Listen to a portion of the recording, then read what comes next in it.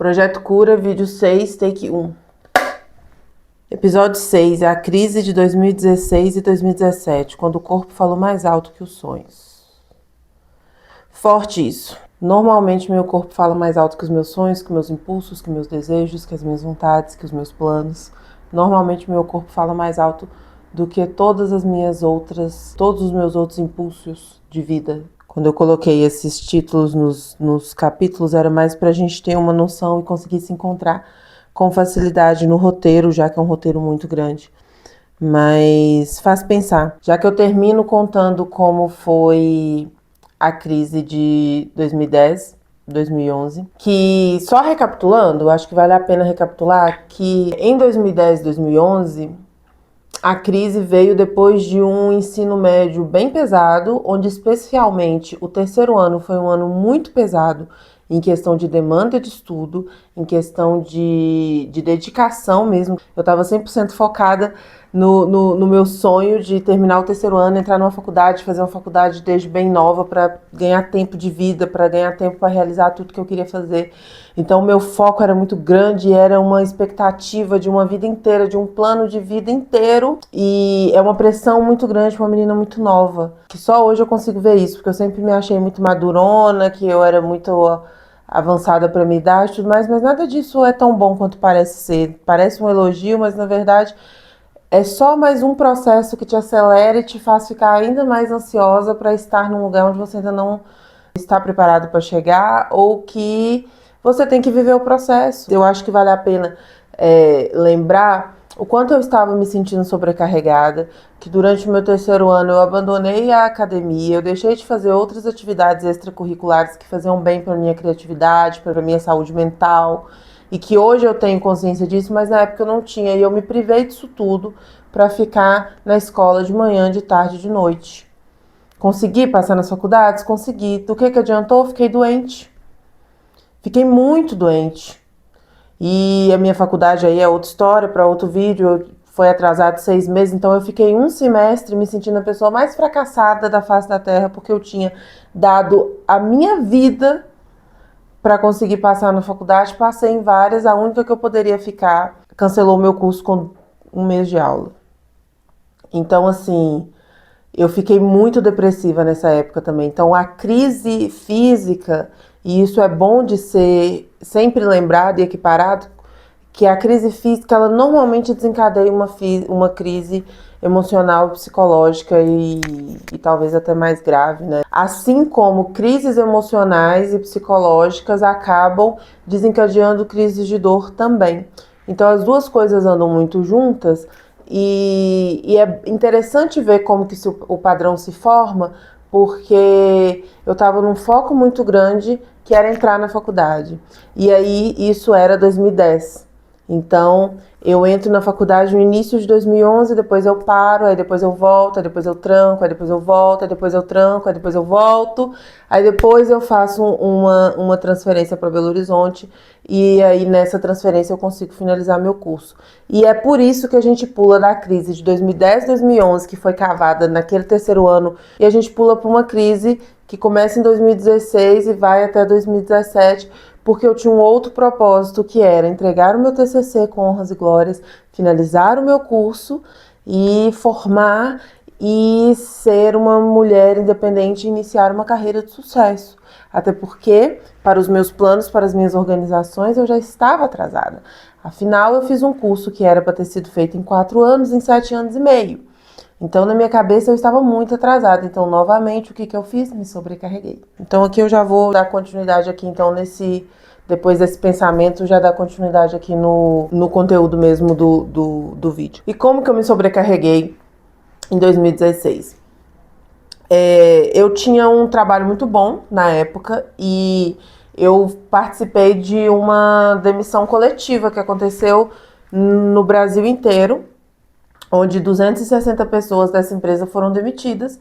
Só que, apesar de ser uma merda, foi uma boa, porque eu tinha um bom acerto e eu tinha um pouco de dinheiro guardado, era muito pouco, mas eu conseguiria me manter com a ajuda da minha mãe os próximos 6 meses só focada na faculdade, que eu fiz então? Eu fui até a minha coordenadora e com o meu tempo livre eu me disponibilizei para estudar em todos os horários, em todas as turmas que fosse possível, para que eu finalizasse junto com a turma que eu estava fazendo a maior parte das matérias e que ia se formar. Turma essa com quem eu estava planejando meu baile de formatura, estava pagando as mensalidades e me planejando para formar com eles no meio de 2016. Então, para eu conseguir formar com eles e não ter que voltar para a faculdade depois do meu baile de formatura e da minha colação de grau para terminar a matéria que eu precisava para completar a carga horária, eu fiz desses 6 meses uma força-tarefa, de novo, onde eu vou cortando tudo aquilo que parece supérfluo para focar naquele projeto, nessa realização grandiosa, que antes era entrar na faculdade e em 2016 era sair da faculdade. Né? Então, finalizar com um bom TCC, com boas notas, para finalizar esse ciclo que foi extremamente complexo na minha vida. E aí eu repito o mesmo padrão, hoje eu consigo entender isso e seria interessante você rever isso na sua vida também, de tentar entender esses padrões. Então, o que eu estava fazendo? Meu horário da manhã inteiro era preenchido com horas, aula de várias turmas em vários cursos. Eu fiz até turma em Direito para poder completar a carga horária que eu precisava na minha grade curricular. Então, de 7 da manhã até meio-dia, eu estava na faculdade. Aí, graças a Deus que nessa época eu dividi apartamento com as meninas, mas a mãe delas estava morando com a gente num processo lá de organização da vida deles. E ela fazia o almoço e isso estava incluso no valor que eu pagava, então facilitava muito a minha vida. Então eu chegava em casa, já tinha almocinho pronto, almoçava, entrava para dentro do meu quarto, aí eu ia estudar para as matérias todas em que eu estava fazendo de 7 da manhã a meio-dia e de 7 da noite até 11 horas, 10h40, 11 horas. Então eu estudava de manhã e de noite. Aí a minha manhã inteira ocupada, minha noite inteira ocupada, minha parte da tarde eu dividia em... Que eu não dividia, que não dava jeito de fazer isso, acabava que eu pegava as madrugadas também e comecei a fazer as loucuras de ficar de virote vários dias para poder fazer trabalho, para poder adiantar o processo da minha pesquisa. O meu TCC, eu decidi fazer o meu TCC sozinho porque eu tinha um apego muito grande com a minha pesquisa.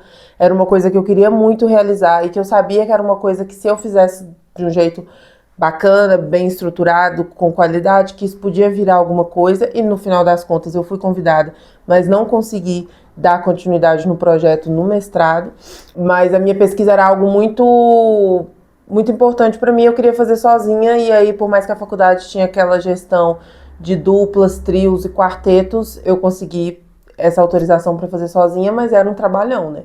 E eu fiz essa escolha. E além disso, eu ainda prestava serviço de freelancer como redatora publicitária para um shopping digital, tipo uma Shopee, tipo um Magazine Luiza, esses marketplaces gigantescos. Era um marketplace gigantesco que estava sendo construído com algumas marcas específicas e que tinha, enfim, todo um planejamento, mas essa empresa faliu no processo. Só que eu fui contratada para fazer o trabalho de redatora publicitária e além de redatora publicitária, eu também fazia lançamento de produtos, tipo subir na plataforma tudo, as informações, peso, tal. E eu fazia teste de usuário também, eu ficava entrando na plataforma como usuária para descobrir bug.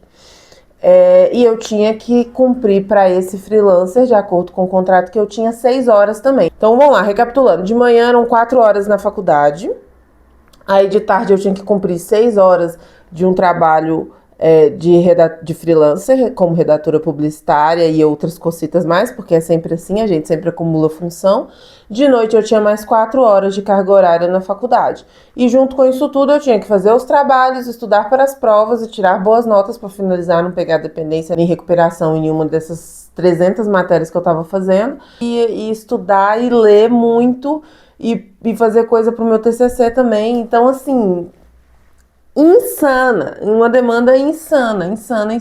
Então, desde que eu cheguei, eu tava fazendo faculdade, trabalhando e fazendo TCC, né? E nesse último semestre a coisa só evoluiu mais. Então, desde que eu voltei para Belo Horizonte, eu tava com o Quilaira, que tava fazendo efeito, que tava um tratamento legal, tanto que na época eu tava com um cabelaço de novo, um cabelo batendo na bunda, aquele cabelo cheio, aquele cabelo forte, meu cabelo parecia um cipó, meu cabelo era forte, era brilhoso, era um preto, com uma força de preto, era uma coisa assim absurda. Por quê? Tinha dado uma evoluída da crise de 2010/2011 até 2015. Então eu tinha tido aí 4, 5 anos de cuidados e de melhoria dentro daquilo que a gente conhecia na época e que era possível para a nossa possibilidade, para o nosso acesso financeiro da época.